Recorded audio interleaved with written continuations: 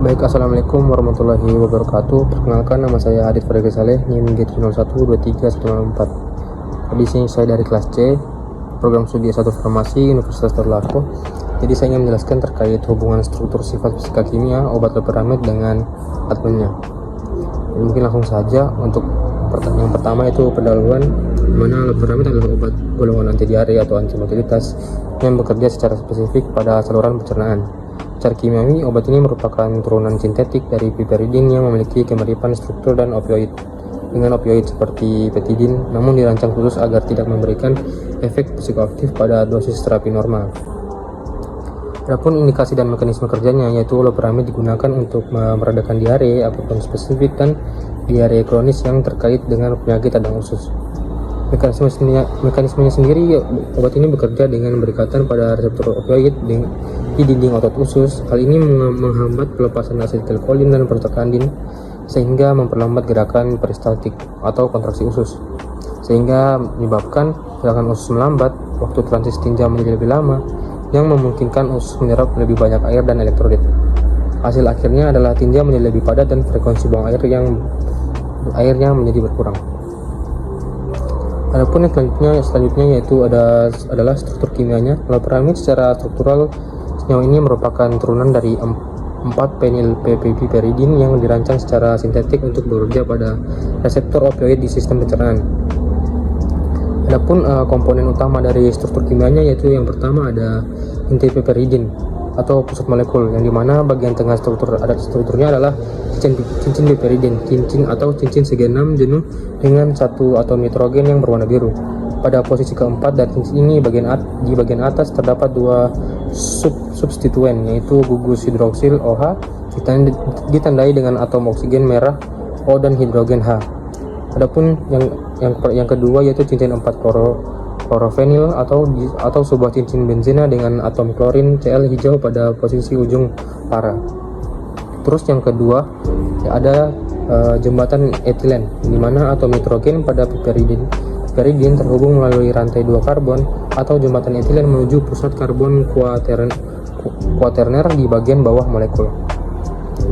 Yang ketiga yaitu ada karbon kuaterner dengan gugus fenil, yaitu di bagian bawah terdapat satu atom karbon pusat yang mengikat 4 kelompok berbeda, yang itu ada dua, dimana yang pertama itu ada dua cincin benzena atau fenil memberikan sifat lipofilik atau larut lemak yang kuat pada molekul. Terus yang kedua ada gugus dimetilamida atau terdiri dari gugus karbonil CO yang terikat pada atom nitrogen dengan dua gugus metil. Ini adalah bagian yang disebut sebagai turunan butiramida. Terus untuk yang selanjutnya yaitu untuk hubungannya dari struktur kimianya dengan adminnya, itu yang pertama ada absorpsi, di mana loperamid merupakan molekul basa lemah dengan nilai pKa sekitar 8,6, yang berarti derajat ionisasinya sangat bergantung pada perubahan pH di sepanjang saluran pencernaan. Pada lingkungan lambung yang sangat asam yaitu dengan pH 1-2, hampir seluruh molekul loperamid berada dalam bentuk terionisasi atau bermuatan positif, sehingga sulit menembus membran lipid lambung. Namun saat bergerak ke usus halus yang memiliki pH 6-8, molekul loperamid berbentuk terionisasi atau netral yang meningkat karena loperamid memiliki sifat sangat lipofilik dengan nilai log P mencapai 4,8. Bentuk netral ini dengan mudah menembus membran sel usus untuk berikatan dengan reseptor opioid di otot polos guna menghambat motilitas usus atau memberikan efek anti diare. Terus yang kedua ada distribusi, yaitu peran strukturnya terhadap sawar darah otak, di mana meskipun memiliki lipofisitas yang tinggi yaitu log P-nya itu 4,8, yang secara teoritis memudahkannya menubur sawar darah otak. Tapi loperamid menggunakan profil distribusi unik yang membatasi efek samping saraf pusat. Hal ini disebabkan oleh afinitas struktur molekulnya terhadap protein transporter efflux, yaitu P-glikoprotein atau PGP. Begitu loperamid masuk ke dalam sel endotel otak melalui difusi pasif, pompa PGP atau P-glikoprotein segera mengenali strukturnya dan melemparkannya kembali ke sirkulasi darah. Akibatnya, konsentrasi obat di otak tetap sangat rendah pada dosis terapi, sehingga loperamid tidak menimbulkan efek euforia atau sedasi seperti opioid lainnya, misalnya morfin ataupun petidin. Terus lanjut yang ketiga, yaitu di bagian metabolismenya.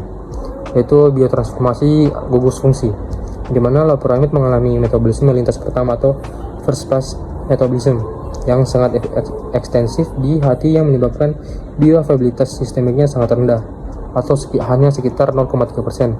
Secara struktural, loperamid menjadi substrat bagi enzim sitokrom P450, khususnya isoenzim CYP3A4 dan CYPD-C8. Proses metabolisme utama yang terjadi adalah N-demethylisasi oksidatif, di mana gugus metil pada rantai sampingnya dilepaskan. Proses ini mengubah molekul loperamid yang sangat lipofilik menjadi metabolit yang lebih polar dan hidrofilik, sehingga aktivitas farmakologisnya menurun drastis saat memasuki sirkulasi sistemik. Selanjutnya yaitu ada ekskresi atau eliminasi molekul lipofilik. Karena sifat dari loperamid sendiri adalah sangat lipofilik, loperamid tidak mudah diekskresikan melalui filtrasi ginjal dalam urin dalam bentuk utuh. Karena sebagian besar loperamid dan metabolitnya diekskresikan melalui jalur empedu atau feses, sekitar 30-40% sebagai obat utuh ataupun metabolit. Hanya sebagian kecil, yaitu kurang dari 2% yang ditemukan dalam urin. Hal ini menunjukkan bahwa struktur molekul loperamid lebih cenderung berikatan dengan komponen lemak dan protein empedu daripada larut dalam cairan urin yang bersifat cair ataupun air. Baik, untuk yang terakhir, yang mana ada kesimpulan, yaitu hubungan sifat fisika kimia loperamid dengan profil atmanya ditentukan oleh nilai pKa dan juga lipofisitas tingginya, di mana sifat basa lemak ini membuatnya sulit diserap di lambung yang asam, namun sangat efektif menembus membran usus halus untuk bekerja secara lokal.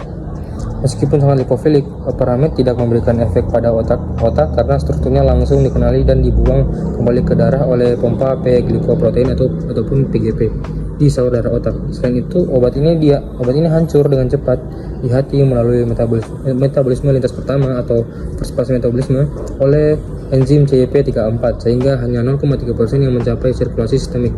Karena sifatnya yang tidak larut air, sisa obat dan metabolitnya diekskresikan melalui cairan empedu dalam feses, bukan melalui urin. Baik, sekian video dari saya, kurang dan lebihnya mohon maaf, semoga bisa dimengerti dan diambil ilmunya. Baik, sekian dari saya. Assalamualaikum warahmatullahi wabarakatuh.